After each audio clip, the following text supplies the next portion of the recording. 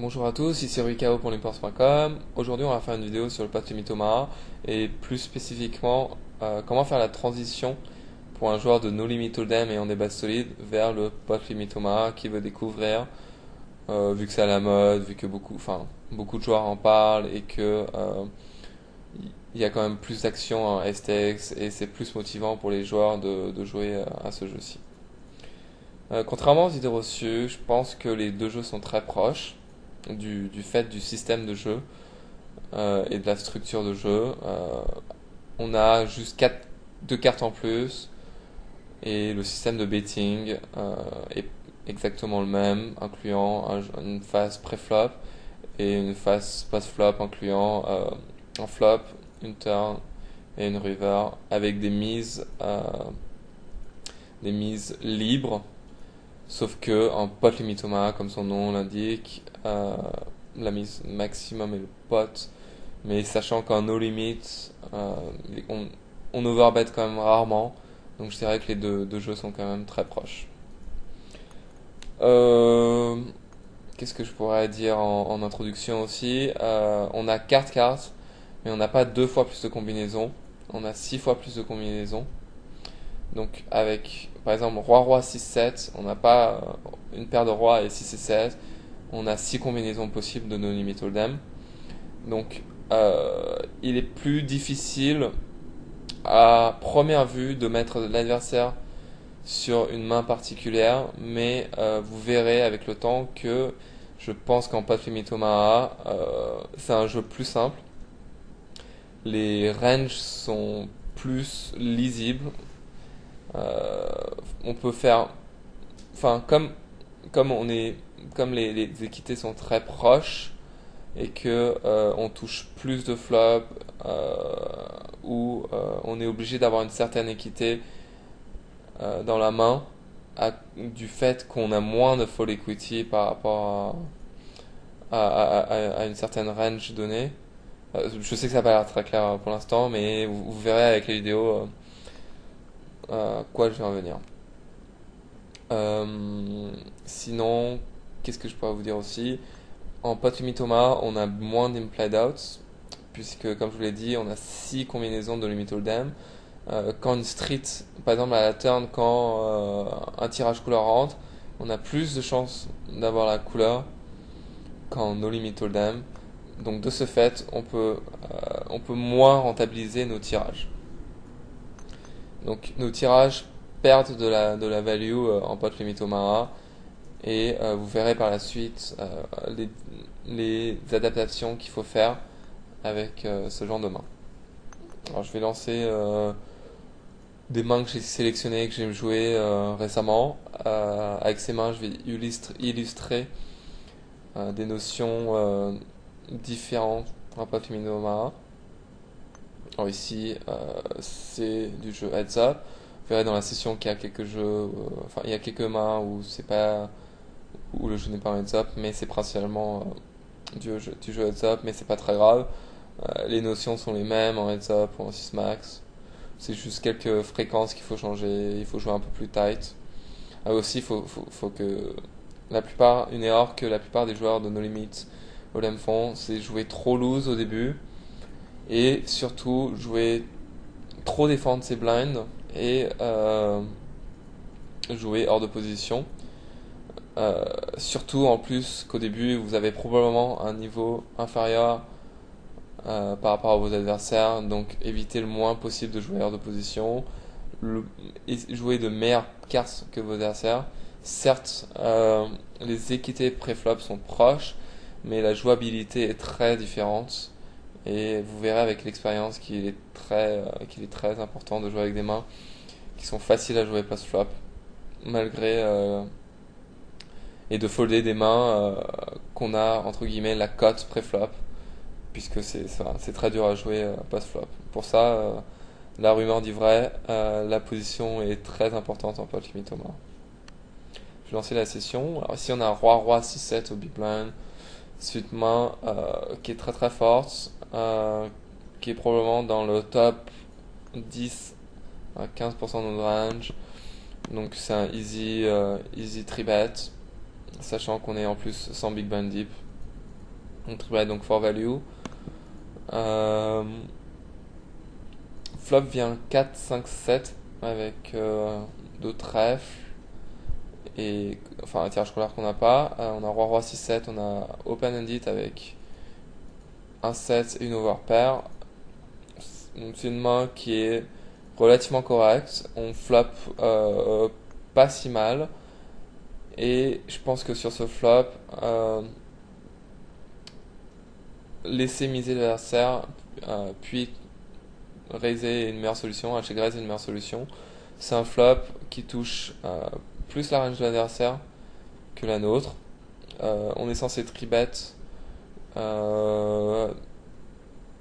plus souvent des grosses cartes que des connectors. Ça va nous arriver évidemment de tribet 6, 7, 8, 9, mais on va le faire plus souvent avec des grosses cartes qu'avec ce genre de cartes. Donc je m'attends à ce que l'adversaire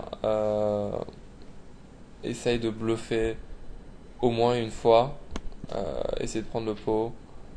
Euh, Puisque si on a ici Assas, on va dire Assas 10-2, c'est très dur pour nous de continuer sans flush draw. Donc s'attend à ce qu'on abandonne au flop, voire de seulement payer une fois et d'abandonner à la turn si notre main ne s'améliore pas. Donc pour contrer ce play là, on va aussi check raiser avec des mains qui touchent ce flop ou qui touchent pas énormément ce flop mais qui a assez d'équité pour mettre l'argent dedans. Aussi, il a foldé, donc il avait vraiment pratiquement R, sachant qu'il a mis un cinquième de son tapis en incluant le préflop, donc il s'attendait à ce qu'on fold pas mal de temps sur ce board.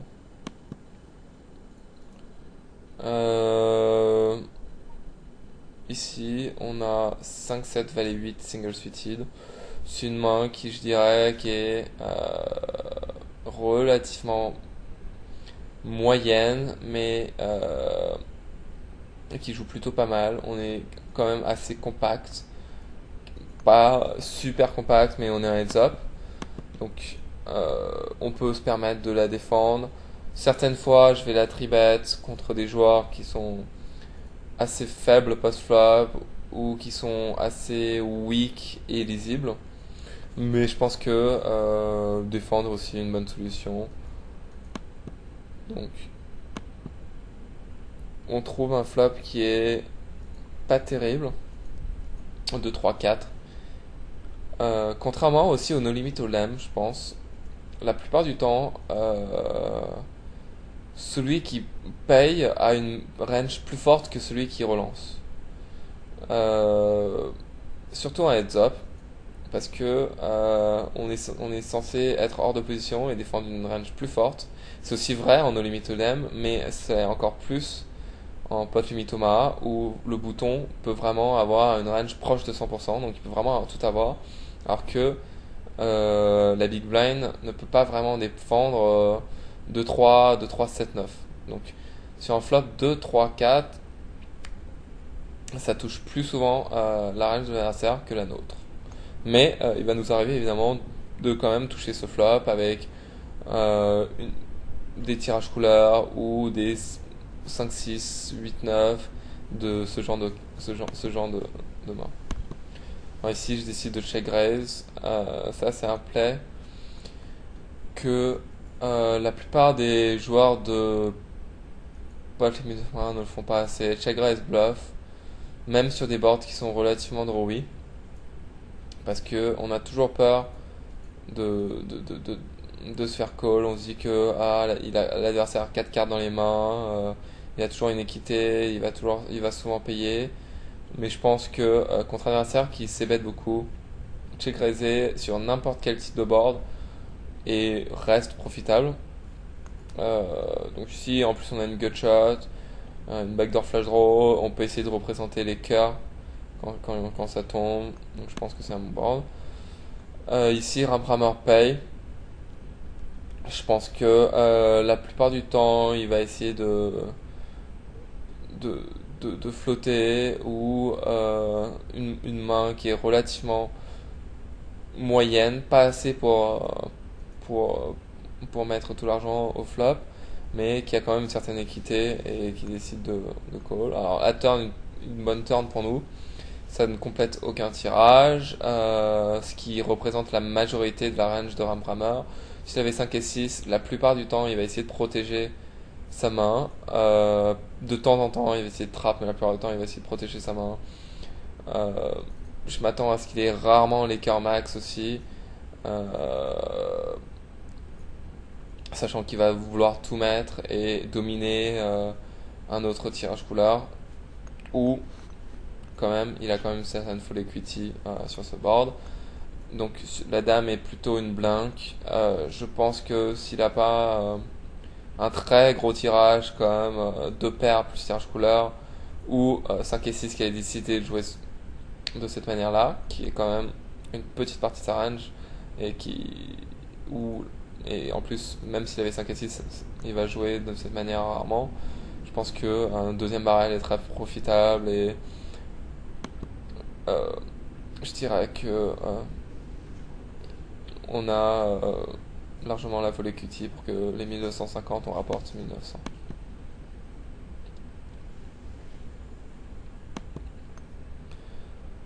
Ensuite, on a une main qui est 3 connected en haut, valet 19, single suited avec un 3 qui gêne notre main.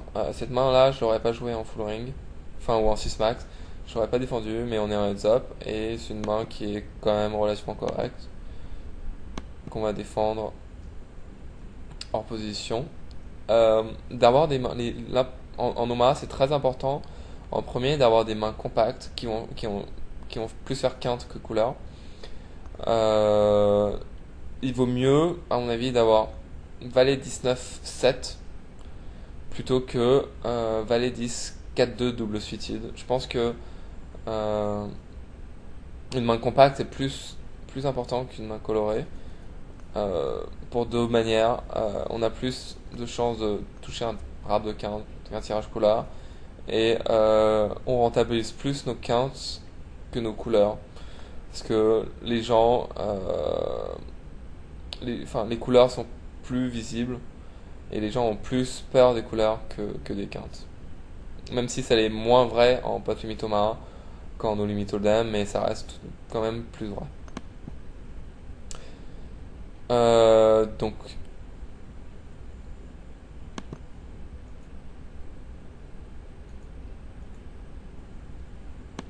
là, ok, je décide de flotter hors position. Je conseille pas de jouer de cette manière pour les débutants. Je pense que j'ai mis cette main là pour vous montrer sur quel type de situation deal la turn. Le flop est un call très marginal. On a une gut shot et je pense que quand je call ce moment-ci, je veux surtout bluffer la turn. Euh, c'est un play qui est assez assez qui sort du standard, et je pense en incluant cette main montrer les moments où on peut lead la turn. Alors ici on a trouvé un 10 qui améliore grandement notre main. On a maintenant une paire plus une gut shot plus tous les tirages de paire max. Donc je décide de lead. Je pense qu'en pot limit Omaha, on doit leader plus souvent qu'en no limit hold'em, prendre l'initiative plus souvent. Il y a beaucoup de situations qu'on n'a pas envie de check call et qu'on n'a pas envie de check raise pour deux raisons. La première, c'est que on a trop d'équité pour tout simplement check fall, et on n'a pas assez d'équité pour check raise parce que sa range va nous crush dans les mains où il va call. Et la dernière fois, et aussi la raison pour qu'on check call pas, c'est que on laisse trop de free card à l'adversaire. Sachant que je pense ici être devant la range de l'adversaire, et j'ai pas vraiment envie de laisser une carte gratuite à l'adversaire. Et en check collant, on ne protège pas assez notre main. Donc en Omaha aussi, la ligne entre le bluff et value est plus proche qu'en No Limit Hold'em. En No Limit Hold'em, la plupart du temps, quand on bet, c'est soit for value, soit for bluff. C'est très très rare, voire quasi inexistant, de faire un bet et de pas savoir si on bluff ou si on value. Alors qu'en pot limit Omaha, souvent c'est close parce que comme les équités sont proches, quand on a 60% d'équité dans le pot et que le pot est déjà assez conséquent et qu'on fait fold quelqu'un qui a 40% d'équité dans le pot, c'est un mix entre la value et du bluff. Sachant qu'il a les cotes pour payer, on préfère qu'il fold, mais on mise for value sachant qu'on est devant en équité. Donc ce qu'on va appeler des mises for protection. La main suivante, on a 7-7-6-5. C'est une main qui est relativement correcte. Une paire avec des cartes qui se suivent. Quand on a ce genre de main, il vaut mieux que la paire soit en haut. Comme vous l'avez souvent entendu, on fait souvent 7 under 7 ou 7 over 7 en pot limit Omaha. Donc il est important d'avoir la paire la plus grosse possible. Et ici on a la plus grosse paire avec 7-7-6-5. Donc je pense qu'on peut défendre. Dans certains cas, on peut aussi tribet, je pense. Et sachant que c'est pour mixer notre range de tribet, pour pas seulement tribet avec des grosses cartes. Et quand on touche un flop où on a des grosses cartes, on a quand même pas mal de full equity. Si un flop vient As-10-2, je pense que l'adversaire va fold la plupart du temps. Et quand il vient un flop comme 3-4-9, on peut l'adversaire ne nous met pas sur ce type de main, on a plus d'implied outs.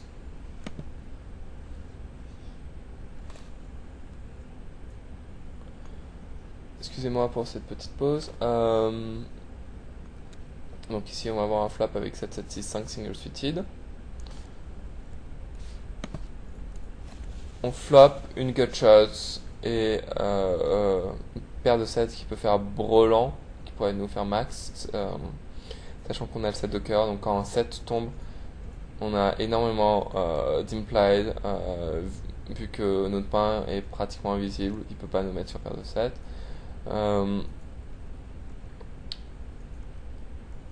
Je pense que c'est un bon board pour check raise.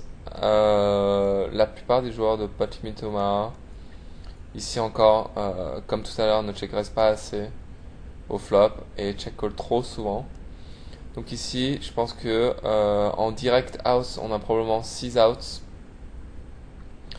et que dont un out, on n'est pas totalement sûr avec celui où la couleur vient. Et on peut aussi représenter pas mal de mains si nos call, comme la couleur qui rentre ici. C'est très dur pour l'adversaire de continuer sans la couleur. Et je pense qu'ici la meilleure solution au flop c'est de check raise puis de bet à peu près n'importe quel turn, mais de fold si l'adversaire nous revient dessus au flop. Ce qui est bien en Omaha, c'est que il y a moins de slow play, sachant qu'on a moins intérêt à slow player qu'en No Limit Hold'em. On a plus intérêt à protéger et à miser et à tout mettre à raise for value, sachant que à n'importe quel street, la texture du board change complètement. Comme vous l'avez sûrement entendu, en pot limit Omaha, on touche plus souvent les nuts qu'en No Limit Hold'em. Donc à chaque fois qu'une nouvelle carte arrive, les nuts changent, sachant que sur le board 4 de dame, les nuts étaient brelants et que quand le valet rentre, les nuts deviennent la couleur, et sachant qu'on a 4 cartes, il est beaucoup plus probable qu'on ait couleur. Donc toujours penser à moins slow player en pot limit Omaha qu'en no limit Hold'em, sauf contre des joueurs très très agressifs contre lesquels vous pouvez slow payer, et même si les tirages rentrent, continuez à payer puisque l'adversaire va bluffer plus souvent que vous le croyez. si c'est un joueur qui est agressif. Mais contre 90% des joueurs, il vaut mieux ne pas se le payer et mettre l'argent dedans quand on pense avoir la meilleure main.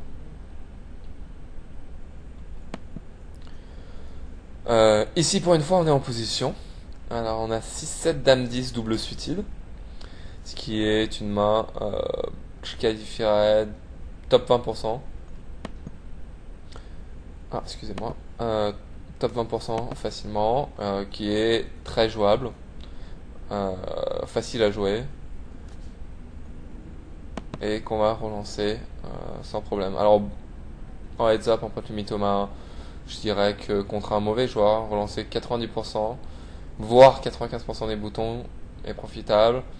Contre un bon joueur, je dirais 85, entre 85 et 90% reste plus raisonnable. C'est un peu plus loose qu'en no limit au lem, je pense. En no limit au lem, je dirais que contre un mauvais joueur, je relancerais 85 à 90% des boutons. Et contre un bon joueur, je relancerais entre 75 et 85% des boutons. Sachant qu'on peut moins défendre les tribets en no limit au lem, même en position, alors qu'en pot limit au ma,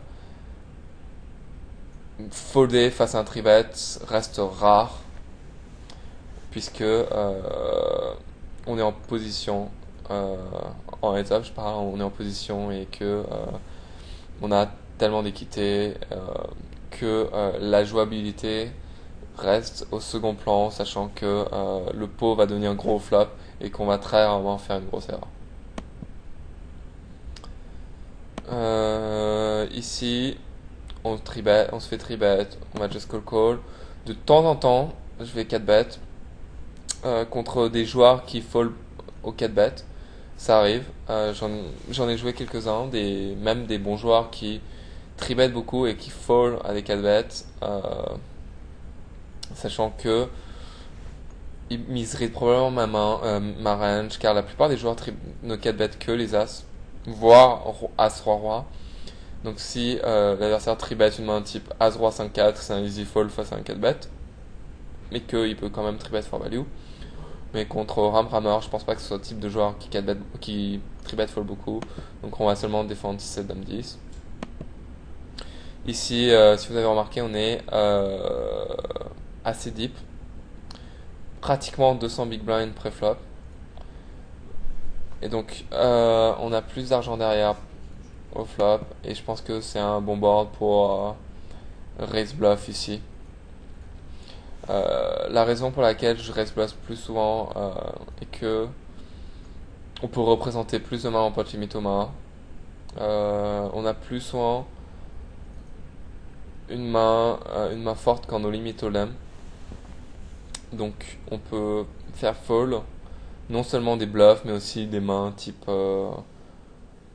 As ici ou voire As roi, Dame 10 qui peut pas faire vraiment grand chose, sachant qu'il est hors d'opposition. Il peut float une fois, voir une belle turn et aviser ensuite, mais sachant qu'on est deep, c'est encore plus dur pour lui. Donc ça met en valeur un autre point, tribetter moins fréquemment hors d'opposition quand vous êtes plus deep, comme en no limit hold'em, mais encore plus fort en pot limit Omaha, sachant que vous pouvez beaucoup plus vous faire outplay post-flop.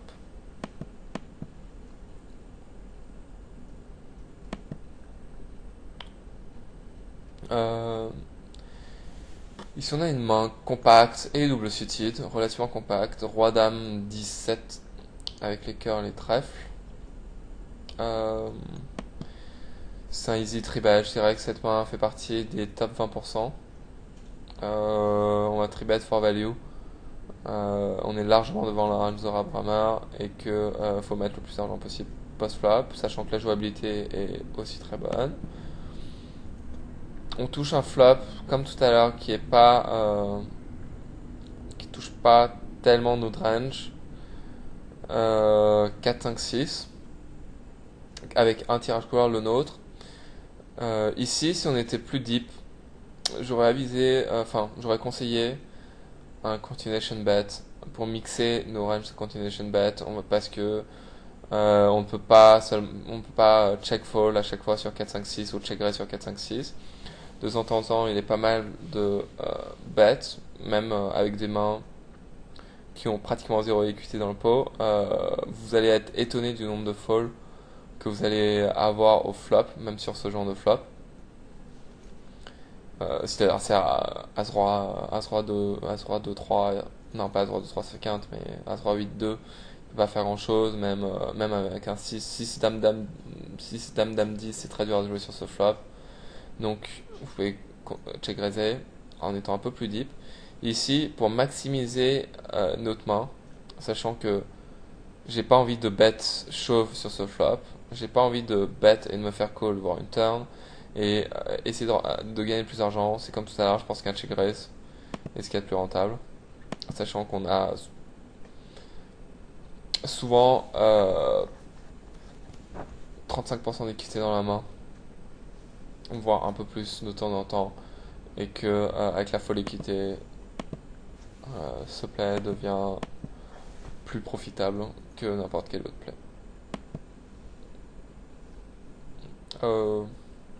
Ici on a une main médiocre, Roi 5-3-3, no suit, on raise, on se fait 3-bet. Je pense que ce genre de main, des petites paires non connectées, est le parfait exemple pour 3-bet fall.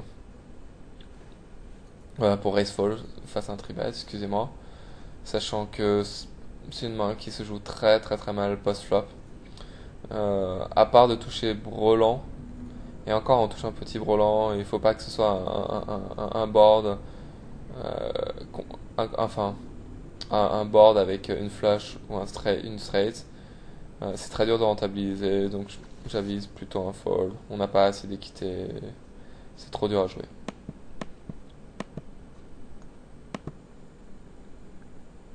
Ici, le même type de main. Ici avec As-Roi. Ici c'est un petit peu différent. Je pense qu'on peut de temps en temps défendre contre des joueurs agressifs. As-Roi de 2, mais sachant que l'adversaire est quand même assez bon, Jungleman. Il est assez bon post-flop. Je pense que c'est plus un fold qu'un call. On peut call de temps en temps si l'adversaire est très agressif comme Jungleman, mais moins bon, sachant qu'il peut essayer de représenter nos cartes à nous. C'est-à-dire que si on a As-Roi de 2, si un flop vient As-5-6, il va essayer de représenter des grosses cartes, voire Roland d'As. Donc on peut pas mal bluff catch et prendre de la value sur ces bluffs. Mais bon, ici j'ai décidé de fold. Et on passe à la main suivante. Même adversaire, 200 VB deep. As-3, 4 dames double suited. C'est un joueur très aggro qui 4 bet beaucoup. Donc je décide de 3-bet avec l'intention de mettre le plus d'argent possible au milieu. Même avec une main marginale, parce que l'adversaire est vraiment très agressif. Contre un adversaire standard, je dirais probablement de 3-bet call, voire de 3-bet fold si l'adversaire est vraiment tight, qui ne 3-bet vraiment que les as. Mais même contre les as, on a quand même une équité correcte, sachant qu'on est double suited.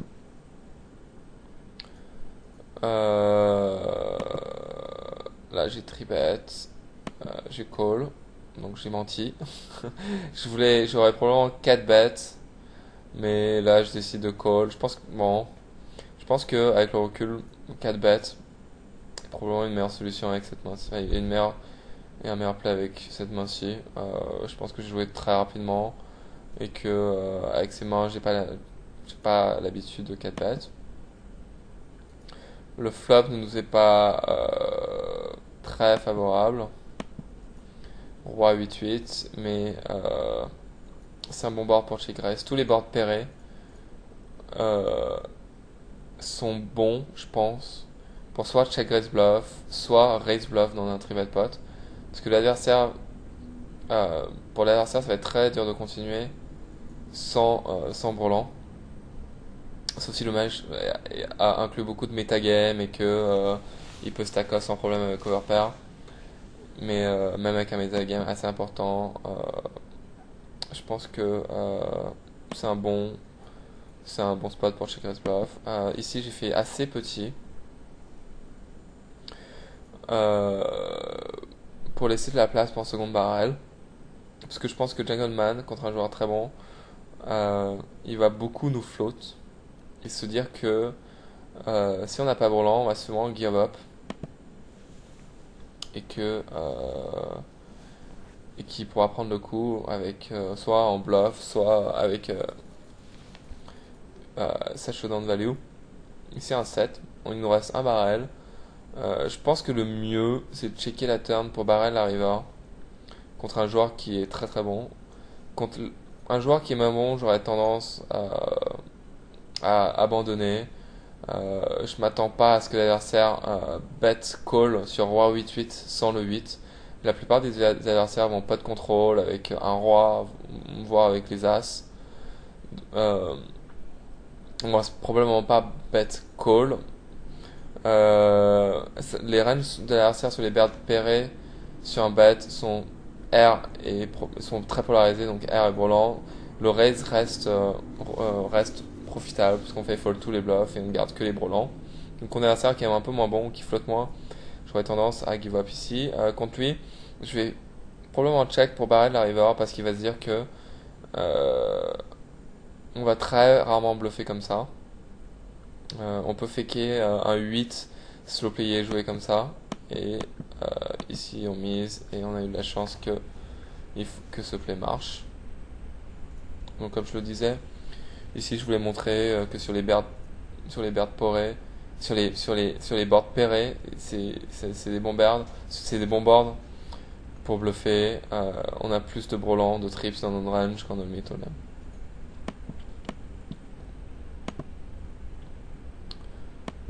Ici on a une main qui est relativement marginale, roi 2, 3, 4. Les mains compactes en bas, comme 2, 3, 4, as 2, 3, 4, sont pas aussi bonnes que ce qu'on pourrait croire. Même si c'est compact, c'est des mains qui font des petites quintes, qui font des petits raps. Donc on est souvent dominé par un rap supérieur et on fait vraiment le jeu max. Mais comme on est au bouton, on va relancer une autre rivette. On est un peu plus deep que la normale, on va défendre. C'est close. Je pense que c'est très très close, mais que le pouvoir de la position est vraiment important et on peut défendre et essayer de toucher un flop. Euh, Ici contre Dragonman, il bet sur un board qui va c-bet 100% du temps, As 10 3, et c'est quelqu'un qui tribet euh, pas mal pré-flop. Donc je m'attends à ce qu'il n'ait pas que une range très forte ici. On est un peu plus deep, on a une gutshot, une paire. Je décide de raise, sachant que la plupart du temps s'il a une main faite, il va probablement shove for protection ici, et que s'il call, on va pouvoir envoyer une seconde barrel et prendre le pot à la turn, sachant que sa range sera relativement faible.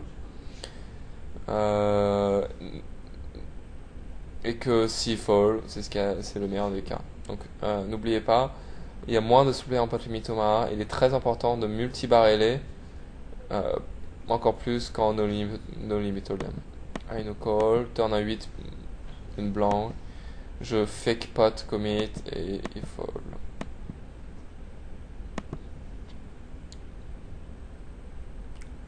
On devient très très deep. On a As 7 8 dames, single suited, une main qui est bien au-dessus de la moyenne, j'irais dans le top 35% de notre range.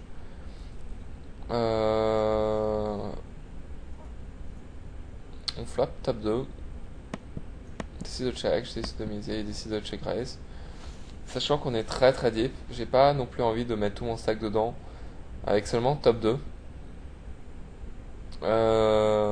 Donc je décide de seulement payer pour deux raisons. Donc premièrement pour pas de contrôle et deuxièmement pour trap.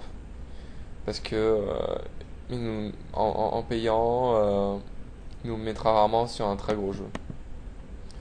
comme je l'ai dit avant, on se plaît plus rarement en pot limit Omaha, donc il s'attend à ce qu'on ait une range plus faible.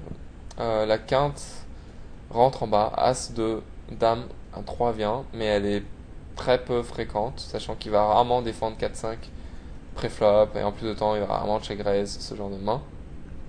Je m'attends à ce qu'il check raise des tirages couleurs, voire des wraps de quinte en haut, voire en bas, mais qui est quand même plus rare, plus souvent. Donc, il décide de bet, il décide de call, pour les mêmes raisons qu'au flop. Et on touche une carte qui est très très bonne, l'As pour nous qui nous fait le full max. Je m'attends à ce qu'il bête beaucoup en bluff ici, sachant qu'on a une range relativement faible. On a rarement un full.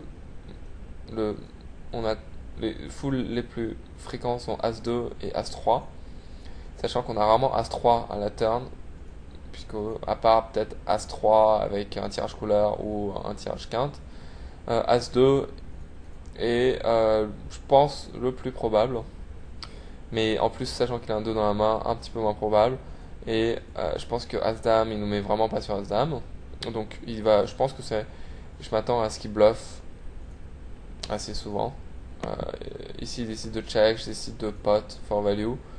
Je pense qu'il peut nous payer light avec un As qu'il a décidé de jouer de cette manière, voire un plus petit full comme paire de 2 ou Brolanda ou full aux dames, voire un tirage couleur ou une couleur qui a été backdoor. Et là il fait un play qui est très bon à mon sens, check raise bluff river, sachant qu'on a très rarement les nuts à la river et ça va être très dur pour nous de payer si on n'a pas les nuts. Ici malheureusement pour lui, on a touché les nuts et on gagne le pot de 700 big blind. Donc ici, il y avait un peu de tout dans cette main, pas de contrôle avec top 2 qu'on ne verra pas en no limit hold'em, des bluff raise river qui sont plus difficiles à faire en no limit hold'em, sachant que c'est plus difficile d'avoir les nuts. Donc ici c'était une main relativement intéressante.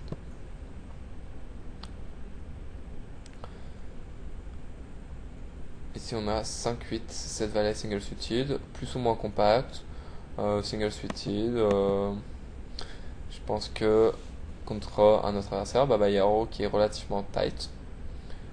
Ici je décide de just call, probablement parce que on est très deep et que j'ai pas vraiment envie de jouer un gros pot hors de position. Et on touche un tirage couleur au valet sur ce board. Il décide de pot, je décide de raise. Je pense que en no limit hold'em, le play standard serait de call pour plusieurs raisons. Avec des mains type tirage couleur, open-ended en no limit hold'em, on a pas mal d'équité dans le pot, plus de l'implied. On n'a pas envie de se faire 3-bet en bluff ou 3-bet for value qui vont nous forcer à abandonner la main. Donc on essaye de jouer le pot, d'essayer de toucher nos tirages en no limit hold'em. Et par contre en pot limit Omaha, comme je l'ai dit en début de session, on a moins d'implied outs, donc on peut plus check raise semi bluff des mains moyennes qui ont plus intérêt à gagner au flop plutôt que de check call hors de position en n'étant pas favori. Sachant qu'en plus, si on check raise ici, on peut gagner plus de value en laissant l'adversaire représenter notre main, c'est-à-dire de couleur. Donc si une turn vient un pick, on peut checker et représenter une main comme Brelan ou As-Roi et prendre de la value de cette manière. Je décide de call, turn 1-2, une brique, je décide de 2 barrels comme je l'ai dit tout à l'heure. La plupart des gens qui flat call au flop ont une range plutôt faible. La deuxième barrel à la turn est très très importante et très très profitable. Ici on bet et l'adversaire passe. Et on gagne le pot à la turn. Alors que si on avait probablement check call, l'adversaire aurait à 85% du temps 2 barrels cette turn sachant qu'il va nous faire fold à peu près tout notre range, sauf les mains très fortes ou les très gros tirages. Mais comme ces mains-là, avec ces mains-là, on check raise au flop, il va avoir un deuxième barrel très profitable à la turn.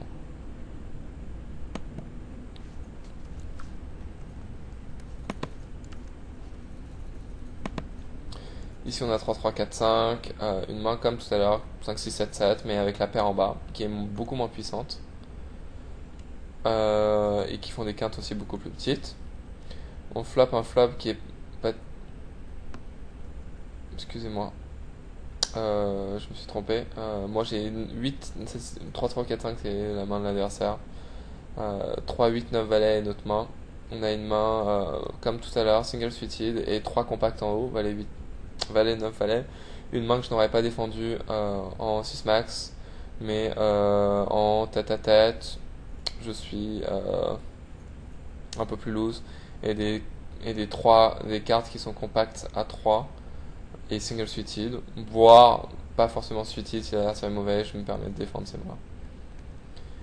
L'adversaire décide de bet, je décide de call. On a pas mal équité quand même dans la main contre 90% enfin contre une range de 90% adverse.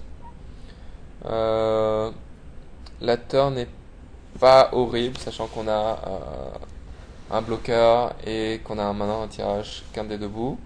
Comme je l'avais dit tout à l'heure, j'ai pas super envie de check call, sachant qu'on peut faire fold des rois et on laisse des free cards à des mains type As-Dame, As-6, n'importe quelle main qui peut gagner la main, alors que si on bet, il aurait fold. On n'a pas non plus envie de check raise, sachant que on va mettre beaucoup d'argent pour ce qui est au milieu. Donc je me suis dit la meilleure solution est de bet et on se fait call. À ce moment, je pense qu'il a très très rarement 9 et 10 qu'il aurait probablement protégé. La plupart du temps, il aura un tirage, voire un jeu fait qui est faible, comme 2 paires, roi 8, roi 7, roi 6, tirage couleur. Aussi 3 et 4, 4 et 5, on le voit la petite quinte, mais c'est des mains qui sont qui vont arriver rarement. River en 8. Je décide de checker parce que maintenant on a pas mal de showdown value, sachant qu'on bat pas mal de mains, on bat à peu près tous les tirages et les mains moyennes, type roi 7, roi 6 ou 6, 7, et que il vaut mieux, je pense, le laisser bluffer ou et de jouer de cette manière. Donc là, il avait checké behind avec la quinte, ce qui est relativement standard. Je pense que je check aussi ici la quinte supérieure 9 et 10, sachant qu'on a plus énormément malou maintenant avec 9 et 10. Quand le 8 vient, on peut même être derrière une portion du temps s'il avait roi 8 ou un brelan. Donc aucun avec 9 et 10, pas trop d'intérêt à miser for value, sachant qu'en plus la plupart du temps quand on se fait call on est derrière.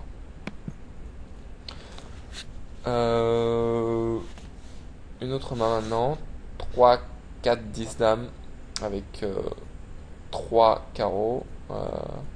C'est une main qui est relativement faible. Nous on est en position. Donc je décide de raise, on se fait tribet. On est plus deep. On est presque 200 BB deep. On a la position. Je me permets de défendre et de jouer en position dans un grand pot. Ici c'est un peu similaire par rapport à tout à l'heure. Dans un tribet pot, on peut raise et prendre le pot au flop. Je pense qu'on a une grosse full equity. Ça va être très dur pour lui de continuer sans une très grosse main, sachant qu'on est 200 BB deep. Et je prends le pot au flop. Alors les notions importantes à retenir, je dirais, c'est de check raiser ou de raiser plus souvent en bluff que ne pourraient croire les gens, et de barrer plus. On peut en Omaha on touche plus souvent le jeu max qu'en nos limites, donc on peut plus représenter le jeu max. Ensuite il y a moins de slow play puisqu'on a plus intérêt à protéger Donc il vaut mieux, enfin la plupart du temps, le multi-barrel, surtout le deuxième barrel à turn est très profitable. Encore plus qu'en No Limit Hold'em. La position qui est très importante, défendre que des très grosses mains d'opposition, même si on a l'équité, même si on a la cote pré-flop. La jouabilité ne nous permet pas de défendre trop light. Ensuite,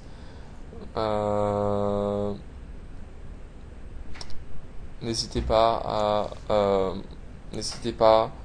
à jouer plus petit et commencer par ces limites-ci.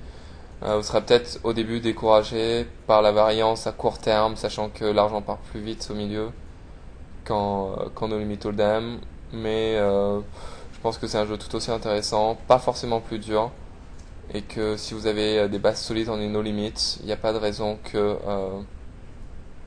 ça ne marche pas pour vous en Pot to Mythoma. Donc merci de m'avoir regardé pour cette première vidéo sur transition du No Limit Hold'em vers le Pot to Mythoma. Il y aura probablement une deuxième session dans un futur proche. Donc si vous avez aimé, n'hésitez pas à regarder la deuxième vidéo.